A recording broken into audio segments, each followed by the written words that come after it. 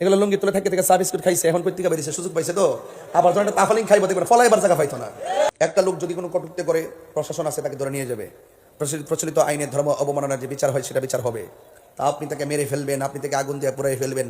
আপনারা 70 বছর ইতিহাসে এরকম বাংলাদেশ দেখছেন আপনারা? এগুলো কোথায় থেকে আসছে? এতদিন ছিল কই? আমি এটা বুঝলাম না কিছু।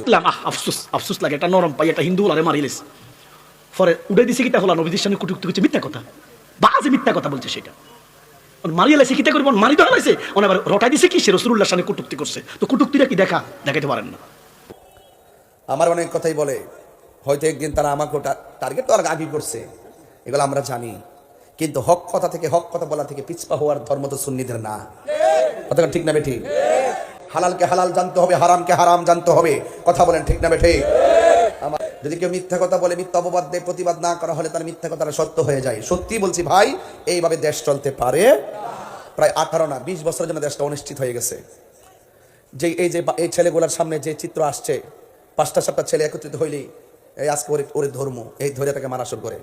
এই যে একটা বীজ ঢুকাই দিছে, এই যে পালসটা এই প্রজন্মের ভিতরে ঢুকাই দিছে, এটা শেষ হইতে 20 বছরও শেষ হয় কিনা আমি জানি না। এইভাবে কোন রাষ্ট্র চলতে পারে? আর মাশাআল্লাহ আমরা মুরব্বী একজন বসাইছি, ওনার দয়াও নাই মায়াও নাই, দেশও বুঝে না, দেশের মানুষও চিনে না।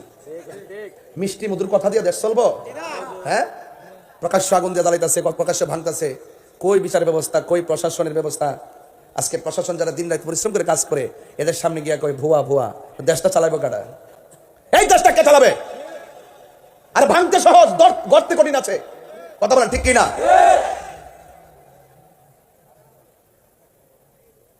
সেনাবাহিনী আমাদের গর্বের সম্পদ, তাদেরকে তুচ্ছ তাচ্ছিল্য করে কথা বলতেছে। এরা যদি মনে করে যে ঠিক আছে যা তোরা যা মন চায় তা কর, তো তোরা